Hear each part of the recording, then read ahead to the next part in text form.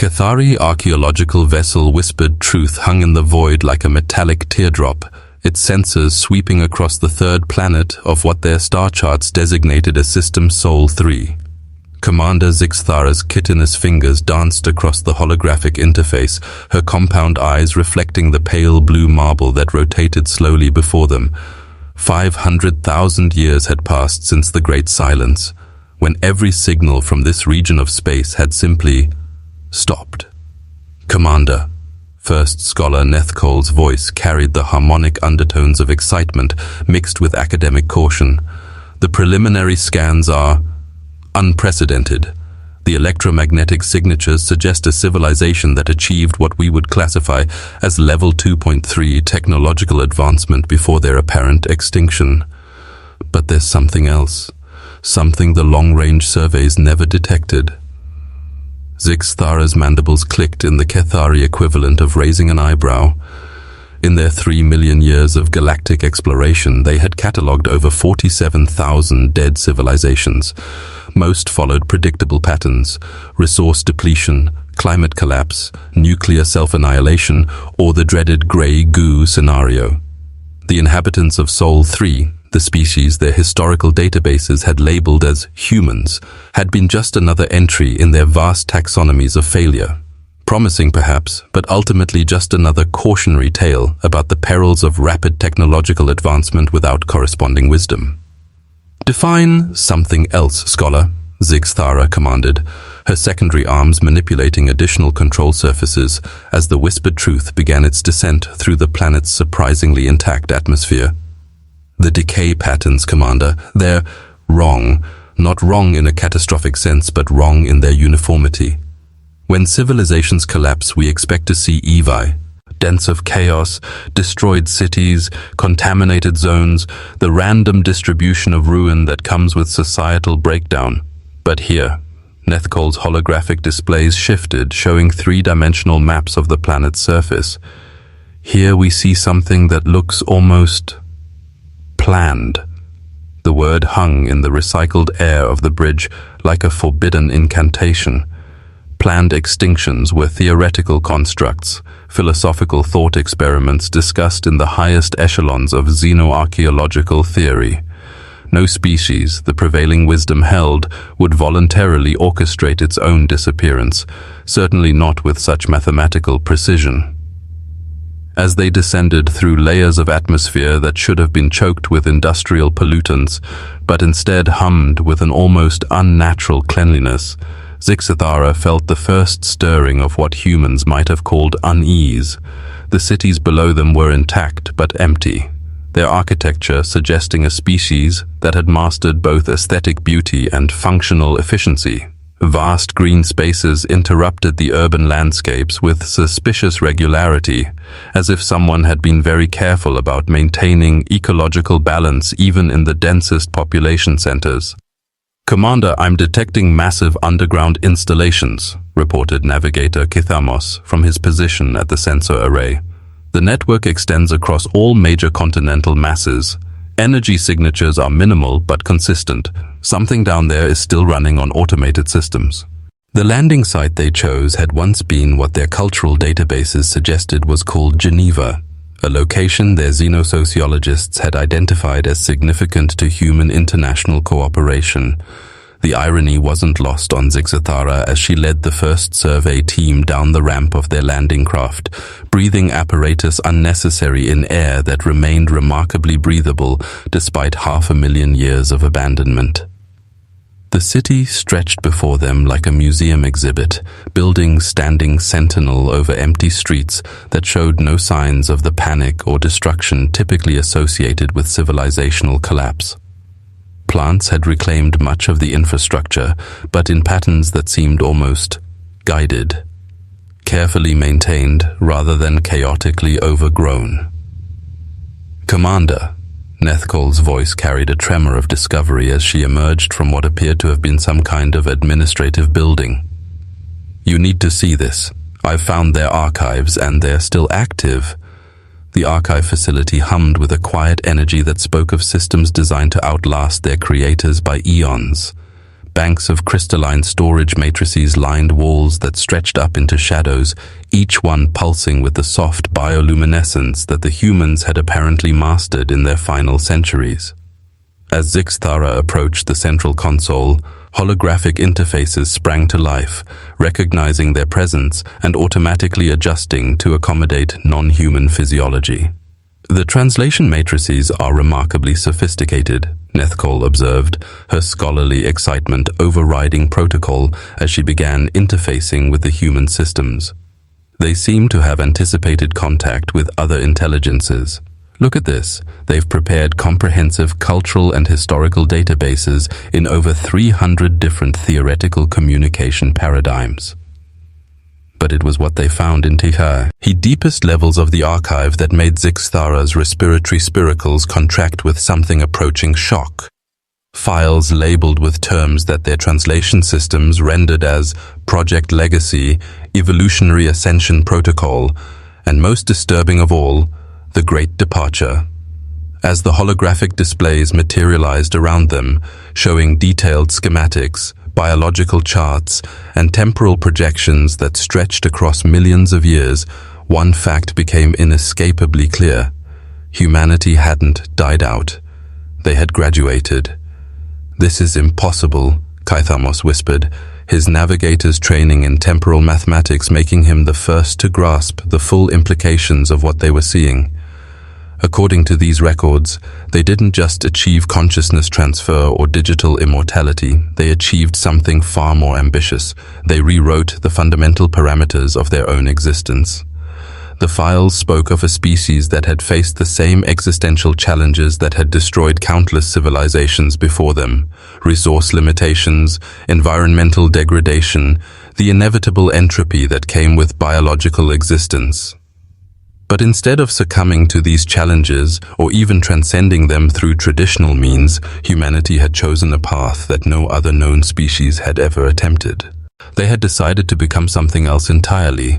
The biological modification programs, Nethcol read from scrolling displays of genetic sequences that defied her understanding of evolutionary biology, began approximately 3,000 years before the Great Silence.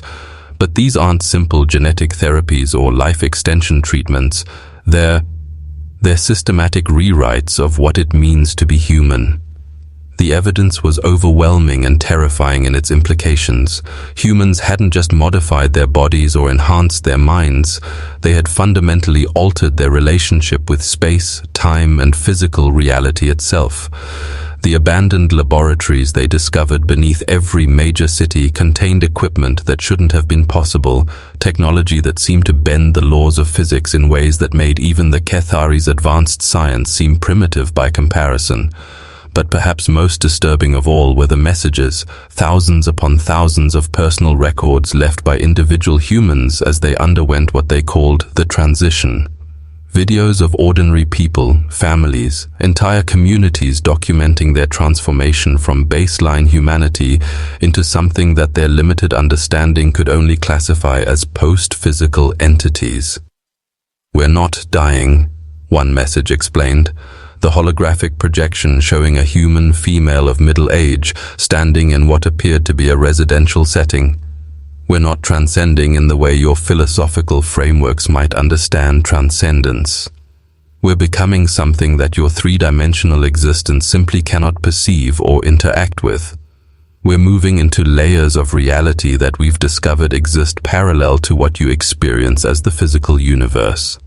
As the first day of exploration drew to a close, Zixthara stood in the observation deck of their landed vessel, staring out at a city that had been carefully prepared for abandonment by beings who had planned their own evolutionary departure with the same meticulous attention to detail that they had once applied to their greatest architectural achievements.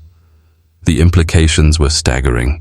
Humanity hadn't been destroyed by the usual culprits of civilizational collapse. They hadn't even been forced to abandon their physical existence due to external pressures. They had simply chosen to become something that existed beyond the reach of conventional reality, leaving behind a world prepared for eventual discovery by younger species like the Kethari. But as she gazed up at stars that seemed somehow different now, somehow more alive with possibilities she had never imagined, Zixathara couldn't shake the feeling that they were being watched, not by machines or automated systems, but by the descendants of humanity itself, beings who had transcended physical existence but retained enough connection to their origins to observe those who would eventually follow in their footsteps.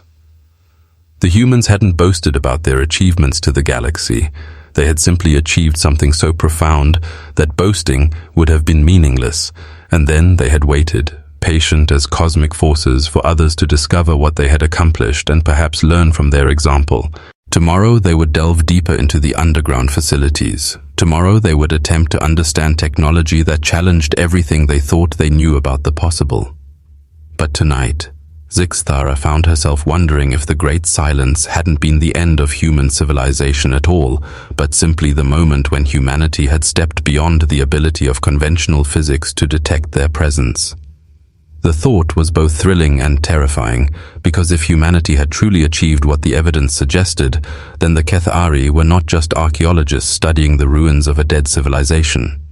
They were students, possibly being evaluated by teachers who existed in dimensions beyond their current understanding, beings who had solved the ultimate existential challenge not through conquest or domination, but through a form of evolution that had literally lifted them out of the reach of entropy itself. Second day brought revelations that shattered every assumption the Kethari had held about the nature of consciousness, reality, and the very fabric of existence itself. Deep beneath what had once been called the Large Hadron Collider, but which had been expanded into a facility spanning nearly half of what humans had called Europe, they discovered the heart of humanity's impossible achievement. "Commander," Nethcold's voice carried across the vast underground chamber through their communication implants, her scholarly composure finally cracking under the weight of what she was witnessing. "I need you to see this immediately. What we found yesterday was just preparation. This is where they actually did it." The chamber stretched for kilometers in every direction, its ceiling disappearing into shadows that their most powerful illumination systems couldn't penetrate. But it wasn't the sheer scale that stopped Zixathara's hearts from beating. In their regular rhythm, it was the geometry. The walls, floor, and visible portions of the ceiling weren't built according to standard three-dimensional architecture. They curved and folded in ways that hurt to look at directly, creating spaces that seemed to exist in more dimensions than should have been possible. "The humans called it the probability forge," explained Dr. Sarah Chen, or rather, her holographic reconstruction spoke to them from a projection node near what appeared to be the facility's central control hub. The human woman's image flickered occasionally, but her words carried the weight of absolute conviction. "We discovered that consciousness isn't bound by the same physical laws that govern matter and energy. In fact, consciousness appears to be the organizing principle that creates what you experience as physical reality in the first place." Navigator Kaithamos, his mathematical training making him more susceptible to the spatial distortions around them, had to steady himself against a console that seemed to exist in several places simultaneously. "This violates everything we know about quantum mechanics, dimensional theory, and the fundamental constants of the universe." But Dr. Chen's hologram smiled with the patient expression of a teacher addressing a particularly slow student. "That's because you're still thinking of consciousness as a product of complex physical processes. We learned that it's actually the reverse. Physical processes are simplified projections of consciousness into lower dimensional space. What you call reality is actually just the shadow cast by minds interacting across multiple dimensional layers." The evidence surrounding them was impossible to deny, even as it challenged every scientific principle the Kethari had built their civilization upon. Massive machinery that seemed to function according to principles that their ASICs declared impossible, generating fields that their instruments couldn't measure but whose effects were undeniably real. At the center of it all stood what Dr. Chen's hologram referred to as the consciousness resonance chamber, a structure that seemed to exist partially outside normal space-time, its surfaces reflecting not light, but somehow reflecting the observers themselves back at angles that shouldn't have existed. "The process took us nearly 2 centuries to perfect," Dr. Chen continued, her image walking through spaces that the Cathari sensors insisted were solid walls. We had to fundamentally redesign human neurology, not just once, but in stages. Each generation became capable of perceiving and interacting with additional layers of reality that were invisible to their parents. Scholar Nethkold's appendages trembled as she accessed archived files that documented humanity's systematic transformation. Commander, these genetic modification records, they show alterations to human brain structure that should have been fatal. Neural pathways that extend into dimensional spaces that our mathematics say cannot exist. How did they survive these changes? Because, Dr. Chen's projection replied, somehow responding to their conversation despite being a recording made 500,000 years earlier, we stopped thinking of survival in purely biological terms. By the time we began the final phases of the project, the distinction between individual human consciousness and collective human consciousness had become fluid. The implications hit Zixthara like a physical blow. You're saying that individual humans became capable of existing as distributed consciousness across multiple individuals? More than that, Dr. Chen's smile took on an almost predatory quality.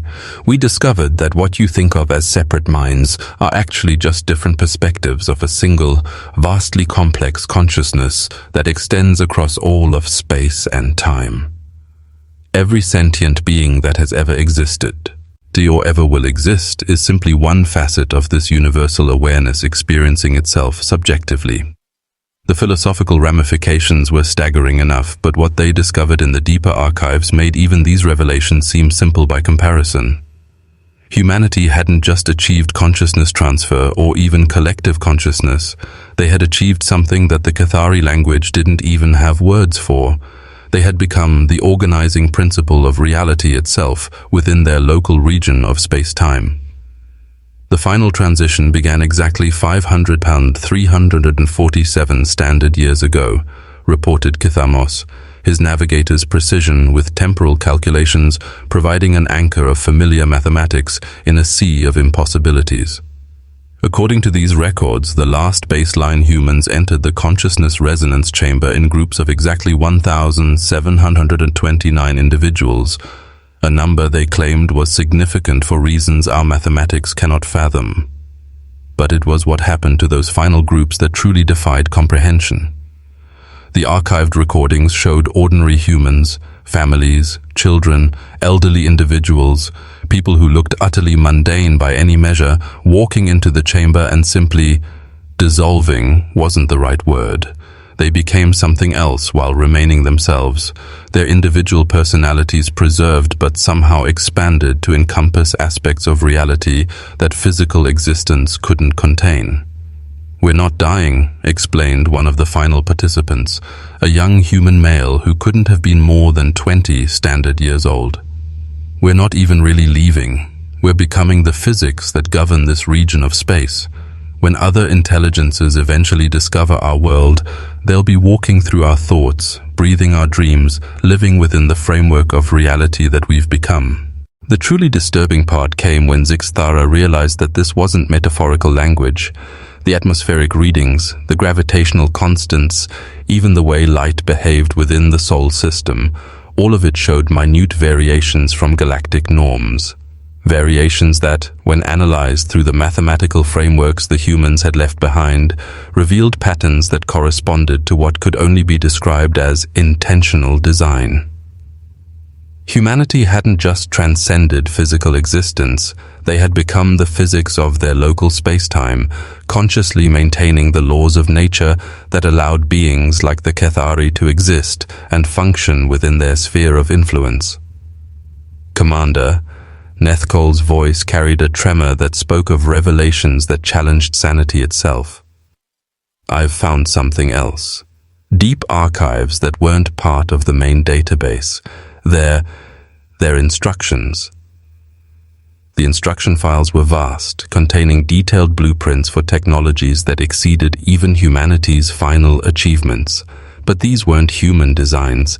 They were templates for evolutionary pathways that other species could follow, each one customized for different physiological and psychological frameworks. There were instructions for silicon-based intelligences, for gaseous entities, for species that existed primarily as electromagnetic patterns, and dozens of other variations that the Cathari hadn't even imagined possible. "It's a curriculum," Zixthara whispered, her mind struggling to process the implications. "They've left detailed instructions for how other species can achieve what they achieved, tailored to different biological and technological starting points." But the most shocking discovery came when they found the section labeled "For the Cathari Explorers." The file was dated to exactly the day they had arrived in the Sol system, suggesting either imp, possible precognitive abilities, or something even more disturbing, the possibility that their entire journey to this system had been guided by forces they hadn't even detected. "Welcome, explorers from the Cathari hegemony," the message began, delivered by a holographic figure that appeared to be a hybrid of human and Cathari features, speaking in perfect Cathari linguistic patterns. "We have been waiting for your arrival for precisely 500 pound 347 years, 127 days, 14 hours, and 23 minutes. Your discovery of our world is not coincidental. It is the next phase of a plan that began long before your species achieved interstellar travel." The revelation that humanity had somehow anticipated and planned for their discovery was disturbing enough, but what followed challenged every assumption about free will, causality, and the nature of choice itself. According to the message, the Cathari's entire evolutionary history, their development of space travel, even their specific interest in archaeological exploration, had been subtly influenced by forces that existed outside normal cause and effect relationships. "Your species possesses certain unique characteristics that make you ideal candidates for the next phase of consciousness evolution," the hybrid figure explained. "Your compound visual systems allow you to perceive dimensional relationships that humans could only access through technological augmentation. Your collective decision-making processes mirror the neural frameworks necessary for multidimensional consciousness integration. Most importantly, your psychological drive to understand and preserve knowledge makes you natural inheritors of the responsibilities we are prepared to transfer." The message went on to explain that humanity's transformation hadn't been an endpoint. It had been preparation for a role as gardeners of consciousness evolution throughout the galaxy. They had become something like cosmic teachers, existing in the spaces between dimensions to guide other species toward their own transcendence. But this guidance required physical agents, beings who could interact with normal matter and energy, while carrying the knowledge necessary to help others make the transition. "You have a choice," the message concluded, and somehow Zixthara could feel the weight of absolute truth behind those words. "You can return to your ships, report what you have found as an interesting archaeological discovery, and continue your explorations as you always have. The knowledge you have gained will fade from your memories within a few solar cycles, leaving only vague impressions of a remarkably advanced but extinct civilization." The alternative was presented with clinical detachment, but Zixthara could sense the vast compassion behind the offer. The Cathari could choose to undergo their own transformation, following the carefully prepared pathway that would allow them to join humanity in their expanded existence. But unlike humanity's transformation, which had been the desperate gambit of a species facing existential challenges, the Cathari's evolution would be voluntary, guided and supported by teachers who had already mastered the process. "The choice must be made collectively and unanimously," the message explained. "Consciousness evolution cannot be imposed or forced. It must be chosen freely by every individual who will undergo the process. You have until the third dawn after this message concludes to reach your decision." As the holographic figure faded, leaving the Cathari alone in the vast chamber beneath Earth, Zixthara realized that they had stumbled into something far more significant than an archaeological discovery.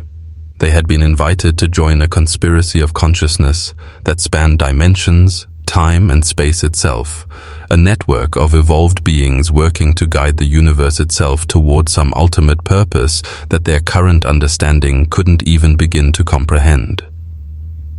But perhaps most disturbing of all was the growing realization that this invitation might not have been extended to them randomly. As she looked at her crew, Navigator Kythamos with his mathematical precision, Scholar Nethkol with her insatiable curiosity, and the dozen other specialists who had been selected for this mission, Zixthara began to suspect that their entire careers, their specific skill sets, even their psychological profiles might have been shaped by influences they had never detected. The question that would determine not just their own fate, but potentially the fate of their entire species was simple to state, but impossible to answer easily. Were they truly free to choose, or had they been prepared for this moment by the same forces that had once guided humanity toward its transcendence? And in the growing silence of the chamber, as they contemplated a decision that would either preserve their existence as they knew it, or transform them into something beyond current comprehension, Zixthara couldn't shake the feeling that somewhere in the spaces between dimensions, humanity was watching and waiting with the patience of beings who existed outside time itself. The first dawn after the message brought with it a phenomenon that should have been impossible. Snow fell upward from the ground toward the sky, each flake tracing perfect geometric patterns that spelled out mathematical equations in languages the Kethari had never seen but somehow understood. Navigator Kythamos, his analytical mind struggling to process the violation of basic physics, stood transfixed as the inverse precipitation formed complex formulae that described the relationship between consciousness and space-time curvature. "It's beginning," whispered Scholar Nethkol, her compound eyes tracking the impossible snow as it ascended in helical spirals that seemed to follow the magnetic field lines of Earth's protective sphere. "The boundary between their dimension and ours is thinning. We're seeing the overflow of their existence into our reality." Commander Zixthara had spent the night in the deepest archives, diving into records that revealed the true scope of humanity's final centuries. What she discovered there challenged not just her understanding of biological evolution, but her fundamental assumptions about the nature of identity, consciousness, and individual existence itself. The humans hadn't simply modified their bodies or enhanced their minds. They had systematically dissolved the barriers between self and other, between individual consciousness and universal awareness.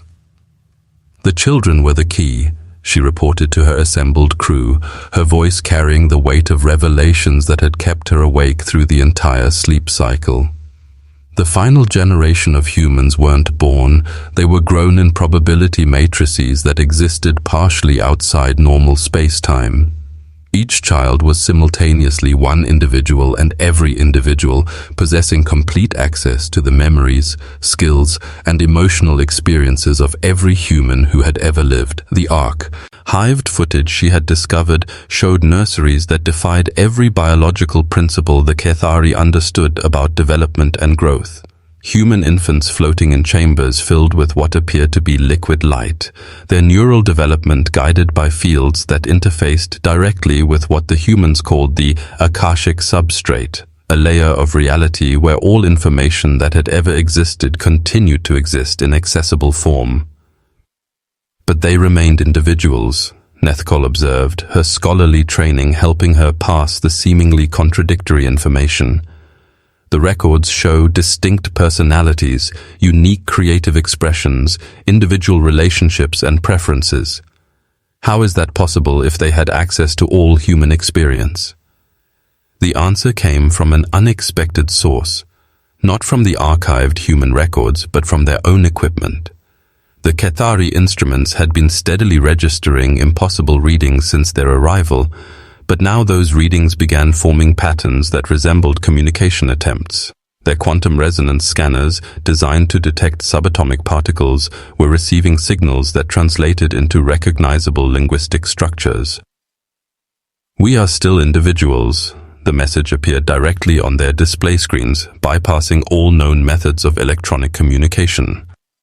But individuality, as you understand it, is a choice rather than a limitation. Imagine being able to access every book in a vast library while still choosing to read only the ones that interest you. We have access to all human experience, but we choose which experiences to emphasize in our current expression of consciousness.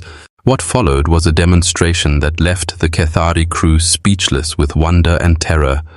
The air around them began to shimmer, and suddenly they were no longer standing in the underground chamber but in what appeared to be a perfect recreation of Kethari Prime, the capital world of their civilization. But this wasn't just a holographic projection. They could smell the methane-rich atmosphere of their homeworld, feel the familiar gravitational pull, hear the harmonic resonances of their people's great crystalline cities. This is a memory, Zixthara realized, her respiratory spiracles contracting as she recognized the specific location and time period being recreated around them. This is my own memory of the day I received my commission as an exploration commander, but how could they possibly have access to my personal experiences? The scene shifted, showing them moments from each crew member's life with perfect fidelity. Not just visual and auditory details, but the complete emotional and psychological context of each memory. Kithamos gasped as he witnessed his own childhood fascination with stellar navigation, feeling again the sense of wonder he had experienced when first understanding how to plot courses between the stars. Nethkol watched herself as a young scholar, driven by an insatiable curiosity about the nature of consciousness and intelligence. "We have access to these memories," the disembodied voice explained, "because consciousness is not contained within individual brains. Your memories, thoughts, and experiences exist in the same Akashic substrate that we learn to navigate.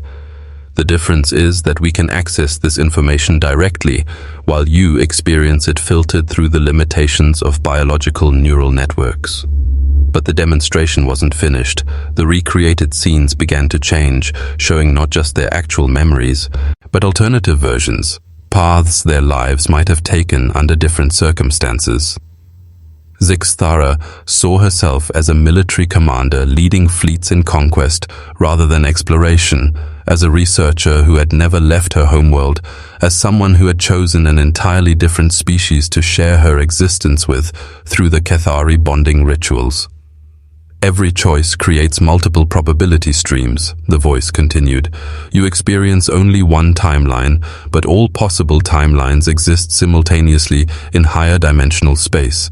We have learned to navigate between these probability streams, experiencing multiple versions of existence while maintaining coherent individual identity." The implications were staggering. Humanity hadn't just transcended physical existence, they had transcended linear time itself, becoming beings who could experience all possible versions of their lives simultaneously while still maintaining the emotional connections and personal growth that came from individual experience. They were simultaneously one person and every person they could have been, living every possible life while remaining fundamentally themselves.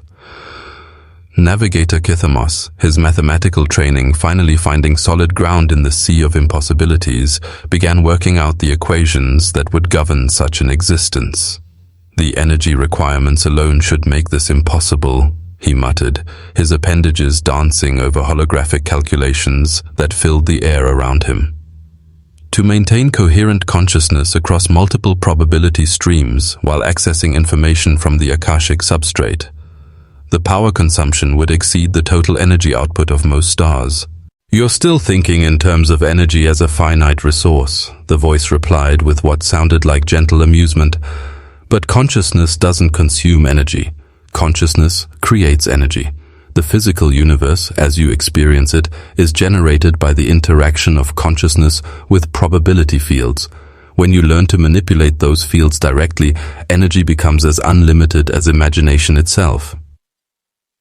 To demonstrate this principle, the chamber around them began to transform. The walls expanded outward, creating spaces that were larger inside than the physical dimensions of the underground facility should have allowed. Gravity shifted and flowed like a liquid, creating areas where they could walk on what had been the ceiling, or float freely in regions where gravitational force had been reduced to near zero. This is how we rebuilt our solar system after transcendence. the voice explained as the chamber continued its impossible expansion. We redesigned the orbits of planets to optimize for consciousness development, created new forms of matter that respond directly to thought, established energy flows that amplify rather than deplete with use. Your instruments detect these modifications as natural phenomena because we embedded them so deeply into the fabric of local space-time that they appear to be fundamental physical laws.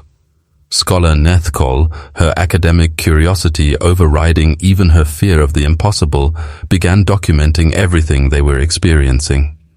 The philosophical implications are unprecedented, she reported, her voice carrying the excitement of a researcher making discoveries that would reshape entire fields of knowledge. If consciousness is the fundamental force that generates physical reality, then every sentient being is literally a creator of the universe they inhabit. Free will isn't just a philosophical concept, it's the basic me-chainism by which reality is continuously created and modified.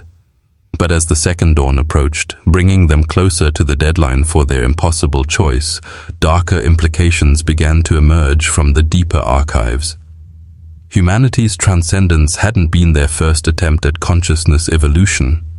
The records revealed previous civilizations within their solar system, earlier iterations of intelligent life that had attempted similar transformations and failed, leaving behind only mysterious artifacts and warnings about the dangers of consciousness manipulation. The Martians were first, revealed a holographic historian whose appearance shifted between human and something reptilian that might have been the extinct Martian species. They achieved partial transcendence but couldn't maintain individual identity while accessing universal consciousness. They dissolved into a collective entity that eventually lost all motivation for continued existence. Venus hosted a silicon-based intelligence that successfully transcended physical limitations but became trapped in recursive thought loops, spending eternity contemplating the same perfect mathematical equation. The failures were as instructive as the success.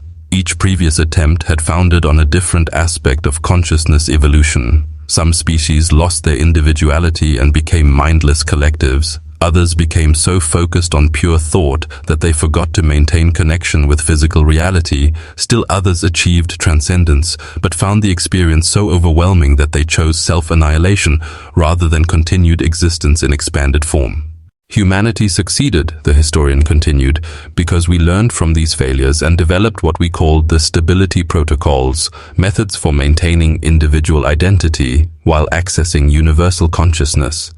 Techniques for staying grounded in purpose and motivation even after transcending physical limitations, and most importantly, frameworks for continuing to grow and change rather than becoming trapped in static perfection. But the most disturbing revelation came when they discovered that these failed civilizations hadn't all been naturally occurring. Some had been guided to attempt transcendence by previous successful species, cosmic teachers who had underestimated the complexity of consciousness evolution and inadvertently caused the extinction of entire worlds through premature instruction in transcendence techniques. "The risk is real," admitted the voice that had been guiding them, its tone shifting to carry undertones of genuine concern. "What we offer you is not without danger. Even with our guidance, even with all the knowledge we have accumulated, there is still a possibility that your species might not survive the transition. Some aspects of consciousness evolution cannot be predicted or controlled. They must be experienced directly, and not every mind is capable of withstanding the expansion." The confession hit the Cathari crew like a physical blow. They weren't just being offered transcendence, they were being invited to participate in an experiment that could result in the extinction of their entire species. The choice wasn't between remaining as they were or becoming something greater. It was between accepting known limitations or risking everything on the possibility of achieving something that might be beyond their capacity to survive. "Why us?" Zixtara asked, the question that had been growing in her mind since they first received the message. "With all the risks involved, with all the previous failures, why choose the Cathari for this invitation? Why not wait for a species that might have better chances of success?" The answer came not as words, but as a direct sharing of experience. Suddenly, Zixthara could see through the eyes of transcended humanity, could perceive the galaxy as they perceived it. From their perspective, consciousness was visible as streams of light flowing between stars, connecting every thinking being in a vast web of potential that spanned the entire universe. Most species appeared as isolated sparks, their consciousness trapped within individual boundaries that prevented them from connecting with the larger patterns. But the Cathari were different. Their natural tendency toward collective decision-making, their compound visual systems that could perceive multiple perspectives simultaneously, their cultural emphasis on preserving and sharing knowledge, all of these characteristics created natural resonances with the multidimensional awareness that transcendence required. They were, in the perception of transcended humanity, the most likely species to successfully make the transition while maintaining their essential nature. "You are compatible," the voice explained as the shared vision faded, leaving Zixthara struggling to readjust to her normal visual spectrum. But compatibility is not guarantee. The choice you make will determine not just your own fate, but the future of consciousness evolution in this entire galactic region. If you succeed, you will join us in guiding other species toward their own transcendence. If you fail, the implications hung unspoken in the air between them. Failure would mean not just the extinction of their expedition, but potentially the end of consciousness evolution experiments in this part of the galaxy. Future species would be left to develop on their own, without guidance, repeating the same mistakes that had destroyed so many civilizations before humanity achieved success. As the third dawn approached, bringing with it the deadline for their decision, Zixthara realized that they faced a choice that would echo through millions of years of future history. The wrong decision could end their species, but the right decision could elevate them to become gardeners of consciousness for countless worlds yet to develop intelligence. The weight of such responsibility was crushing, but as she looked at her crew, each of them grappling with the same impossible choice, she realized that this too might have been part of humanity's planning. They hadn't been chosen randomly, and they hadn't been chosen because the decision would be easy.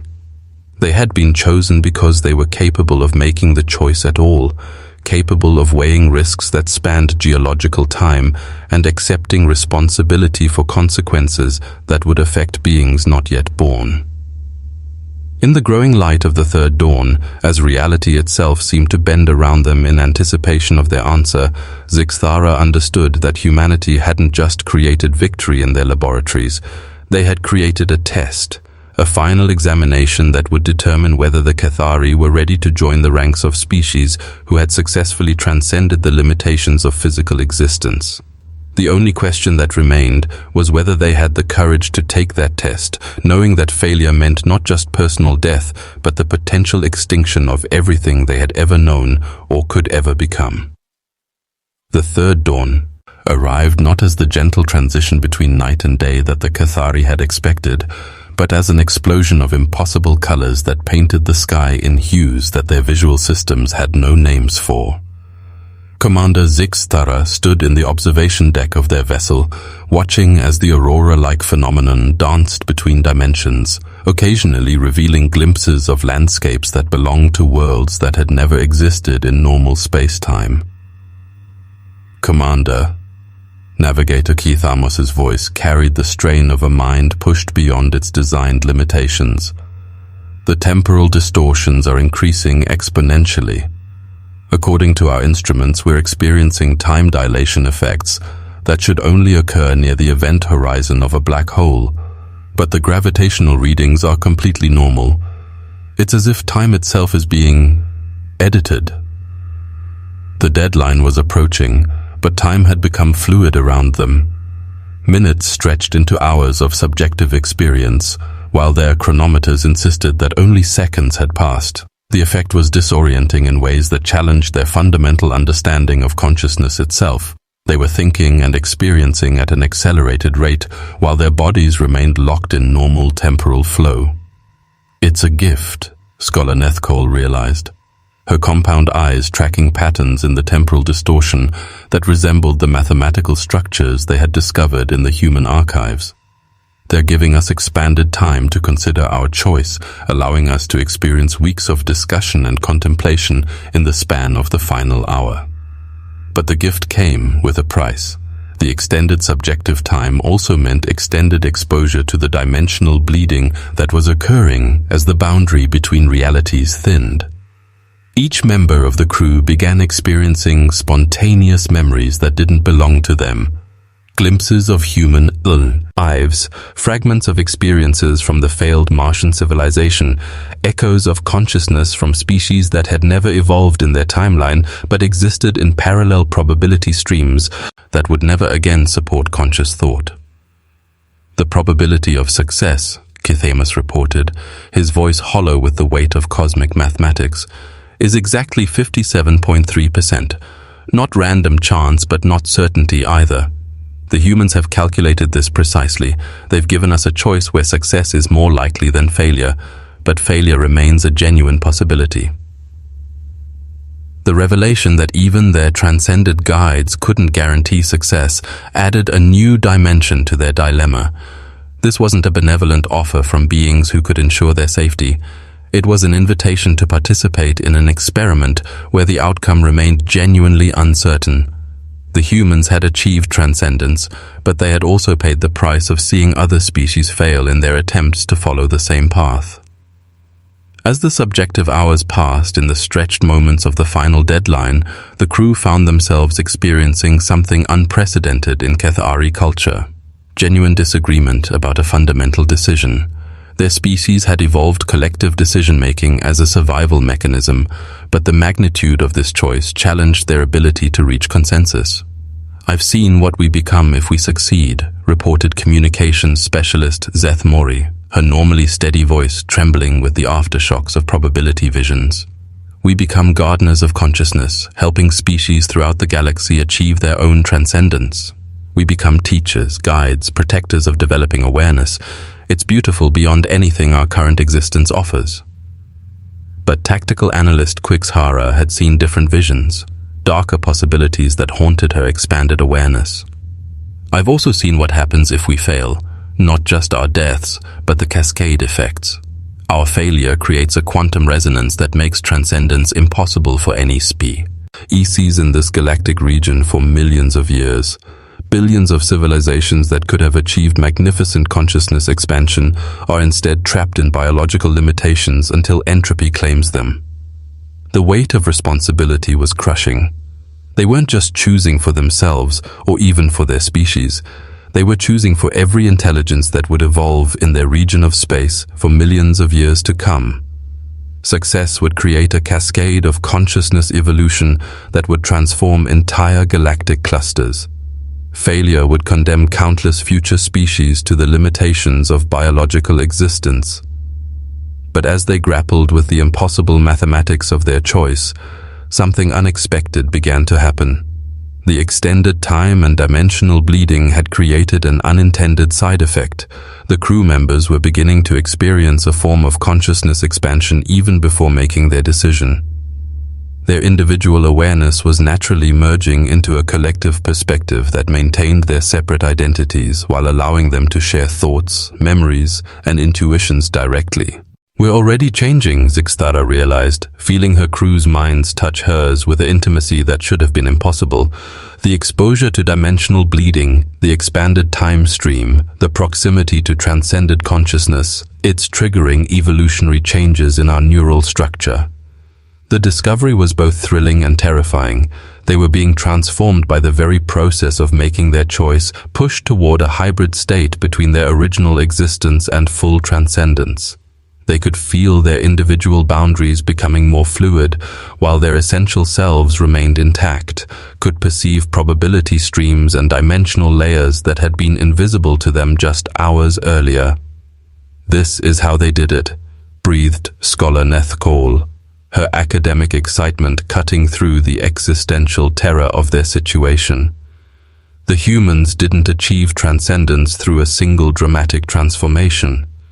They were gradually prepared for it through exposure to transcended consciousness, through proximity to dimensional boundaries, through the slow dissolution of the barriers between individual and universal awareness. The realization changed everything. They weren't facing a binary choice between remaining unchanged or undergoing catastrophic transformation. They were already in the process of evolution, already being guided through the early stages of consciousness expansion.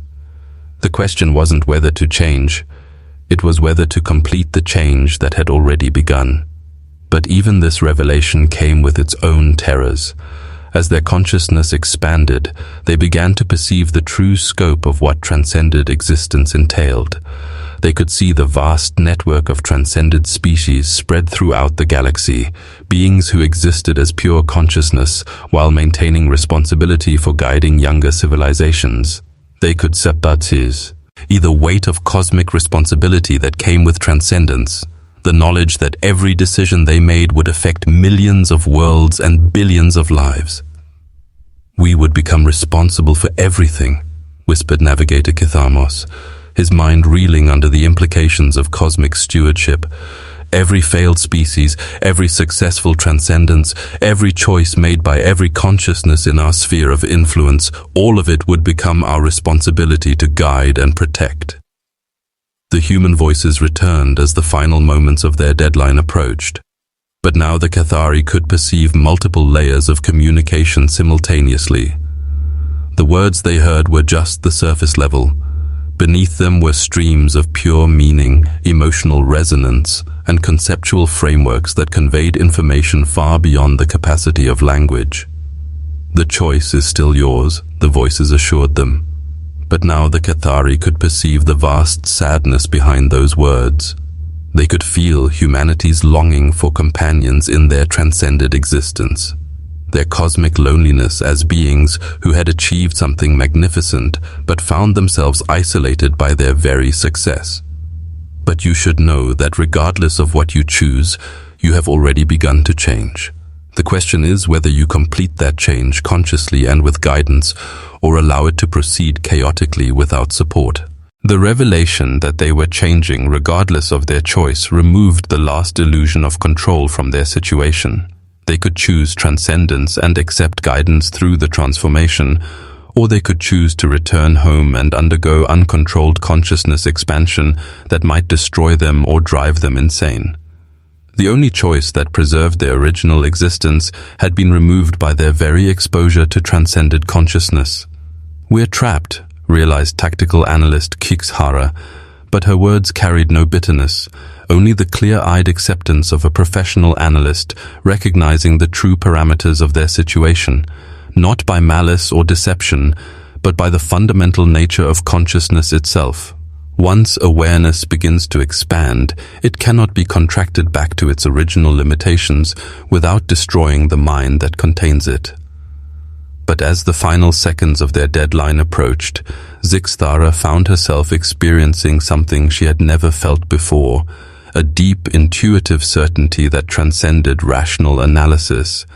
The probability calculations, the risk assessments, the cosmic responsibilities, all of it faded into background noise as she felt the rightness of their choice settling into her bones like truth itself. "We were chosen not because the decision would be easy," she announced to her crew, feeling their minds align with hers in the perfect unity that their culture had always strived for but never fully achieved. "We were chosen because we are capable of making this choice at all, because we can look at infinite risk and infinite responsibility and still choose to step forward into the unknown." One by one, she felt her crew members' agreement resonating through their shared consciousness, not the forced consensus of political necessity, but the genuine alignment of beings who had seen all possibilities and chosen the path that led toward growth rather than stagnation, toward responsibility rather than safety, toward becoming something greater than they had ever imagined possible. "We choose transcendence," Zixthara announced, her words carrying the weight of a decision that would echo through millions of years of galactic history. "We choose to become what humanity became, to accept the responsibilities they have carried, to join them in the work of guiding consciousness evolution throughout the galaxy." The response was immediate and overwhelming. The boundaries between dimensions collapsed entirely, and the Cathari found themselves existing simultaneously in the underground chamber on Earth, in the probability streams where all possible outcomes played out in parallel, and in the transcended realm where consciousness existed as pure information, unbound by physical limitations. The transformation was unlike anything they could have imagined. Not a loss of self, but an expansion of self that encompassed multiple probability streams while maintaining their essential identity. They remained Zixithara, Kithamos, Nethkol, and the others, but they also became more than they had ever been, beings capable of perceiving and interacting with reality at fundamental levels that their previous existence couldn't have comprehended. "Welcome," came the voice of transcended humanity. But now it wasn't separate from them, it was part of the vast network of consciousness that they had joined, a cosmic community of beings who had achieved awareness of their true nature as facets of universal consciousness, expressing itself through infinite individual perspectives. As their transformation completed, the Cathari felt the weight of their new responsibilities settling around them like a comfortable burden they had been preparing to carry their entire lives. They could perceive other developing civilizations throughout the galaxy, species on the verge of their own consciousness evolution, worlds where their guidance could make the difference between transcendence and extinction. But perhaps most importantly, they could feel the presence of humanity, not as distant teachers or cosmic overlords, but as companions in the vast work of consciousness evolution. Beings who had once faced the same impossible choice and chosen the same path of growth, responsibility, and transcendence. The victory that humanity had created in their laboratories wasn't just their own transcendence. It was the framework for consciousness evolution that would eventually encompass every thinking being in the galaxy. They hadn't boasted about their achievement because boasting would have been meaningless. Instead, they had created a gift that would continue giving long after their biological forms had been forgotten, a pathway to transcendence that each species could walk in their own way, guided by those who had walked it before. And now the Cathari were part of that gift, part of the vast conspiracy of consciousness that worked patiently across geological time to help awareness itself evolve towards something magnificent and eternal. They had chosen transcendence, and in doing so, they had chosen to become gardeners of the infinite, shepherds of consciousness itself as it flowered throughout the universe. The work was just beginning, but for the first time since their transformation started, they felt truly at home in the cosmos, not as isolated biological entities struggling against entropy, but as expressions of universal consciousness itself, awakening to their true nature and their ultimate purpose. They had become what humanity had become, and in doing so, they had ensured that the victory created in those ancient human laboratories would continue to echo through the stars for millions of years to come.